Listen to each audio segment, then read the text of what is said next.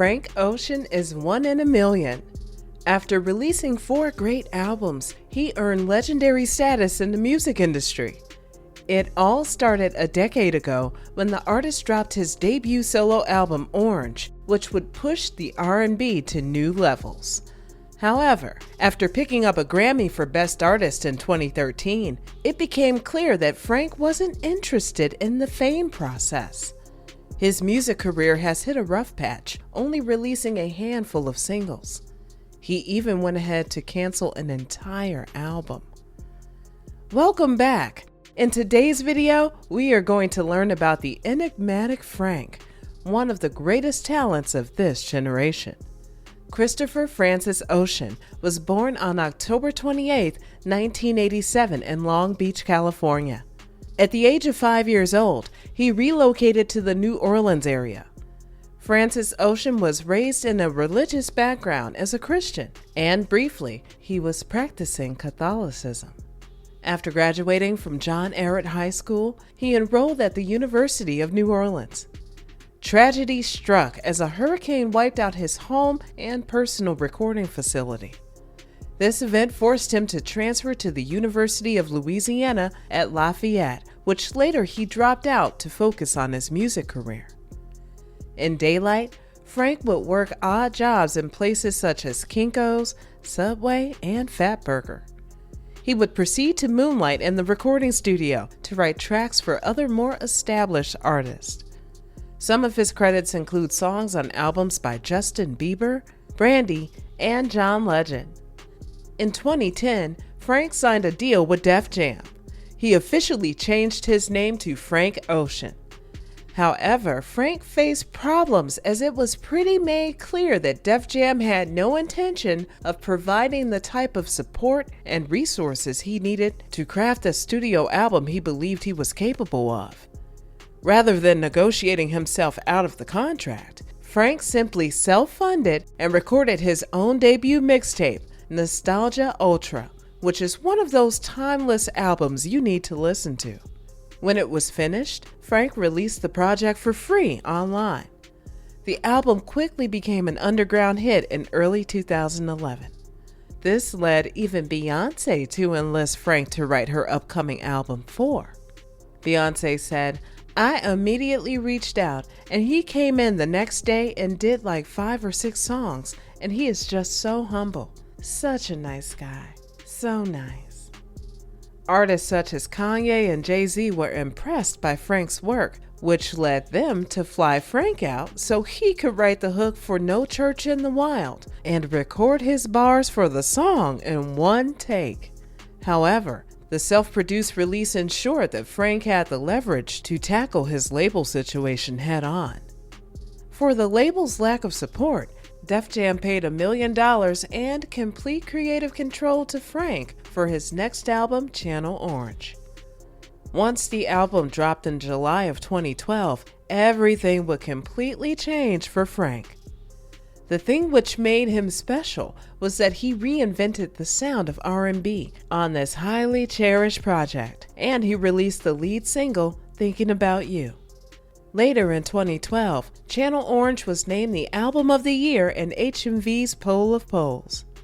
It also earned Frank 6 Grammy Award nominations and was credited for moving the R&B genre in a different, more challenging direction. Considered Frank Ocean's first commercial release on a traditional record label, Channel Orange featured unconventional songs that were noted for their storytelling and a dense musical fusion that drew jazz, soul, and R&B. Funk and electronic music also influenced his album. The song about unrequited love in particular received the most attention because of Ocean's announcement prior to the album's release when he revealed his first love was a man. Channel Orange debuted at number 2 on the Billboard 200. In the first week, it sold 131,000 copies. Most of the sales were digital copies from iTunes, while approximately 3,000 of the sales were physical copies. On January 30th, Channel Orange was certified gold by the Recording Industry Association of America, RIAA. According to Nielsen SoundScan, It had sold up to 621,000 copies by September 2014. 1 year earlier, Ocean won the Brit Award for International Male Solo Artist. However, Frank was still bothered by the treatment at the hands of Def Jam. He was upset that a vast majority of the money Channel Orange was bringing in was continuing to line their coffers. Disappointed that he wasn't seeing the lion's share of the profit of his hard work, Frank left LA for London, England, with what he described as a duffel bag full of clothes and a backpack containing hard drives with all of his music. Why the backpack, though? Frank added that he took his music with him, so if anything important happened on the plane, no studio would use his music to post an album. In 2016, he would work on his music in England. Frank would put together the outline for 2 albums that would become Endless and Blonde. In 2016, Frank referred to what is a 7-year chess between himself and Def Jam, that he bought out his own contract and also secured ownership of his master recordings. Frank Ocean allowed Def Jam to distribute Endless, which was made available as a streaming video album on Apple Music. However, this is a kind of funny part. 2 days after dropping Endless on Def Jam, Frank gave a middle finger by independently releasing his album Blonde on his very own. Blonde's release came and overshadowed Def Jam's Endless. Once those 2 projects were completed, Frank explored the world. He went and visited places such as China, Japan, France, and Australia. Others criticized that he could have taken a typical course of touring with live shows in support of his new albums. Over the years, Blonde became more than just an album. It is seen as a major icon of our generation in the purest sense of the word.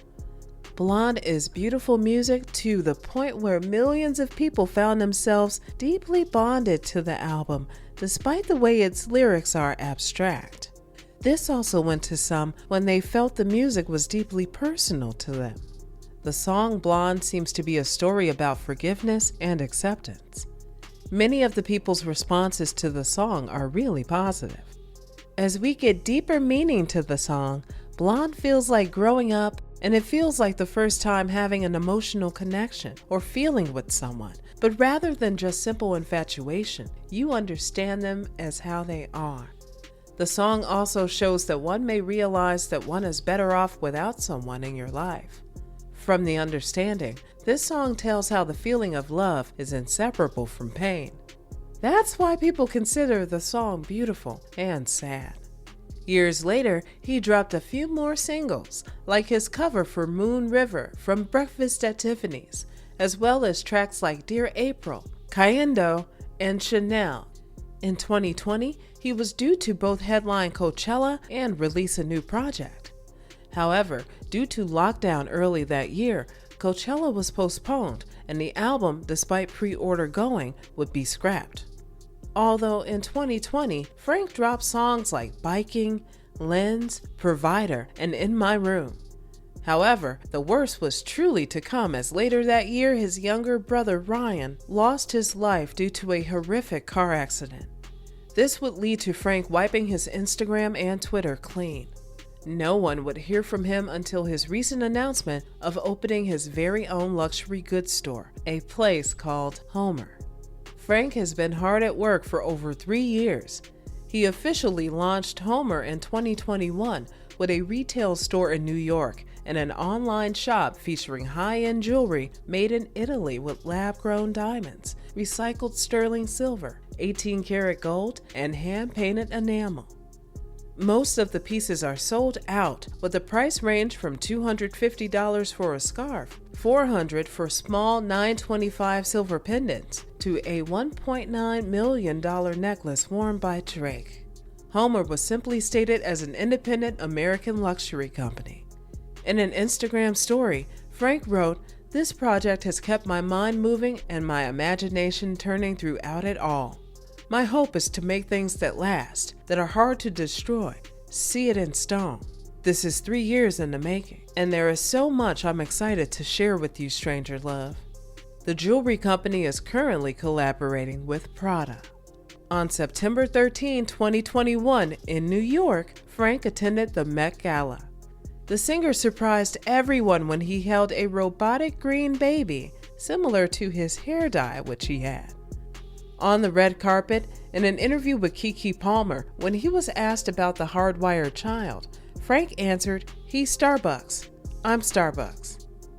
On Christmas 2021, Ocean released a new 9-minute untitled song on his Beats One radio show, Blonded Radio, featuring music contributions from Corey Henry. In June 2022, it was announced that Ocean was in talks to direct his first feature film. And on January 10, 2023, Coachella announced Ocean will be headlining the festival on April 16 and 23.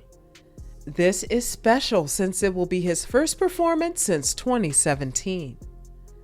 Frank Ocean is remembered as one of the more fascinating figures in contemporary music since the early 2010s arrival.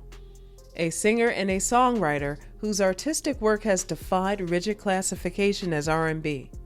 He has nonetheless pushed that genre forward.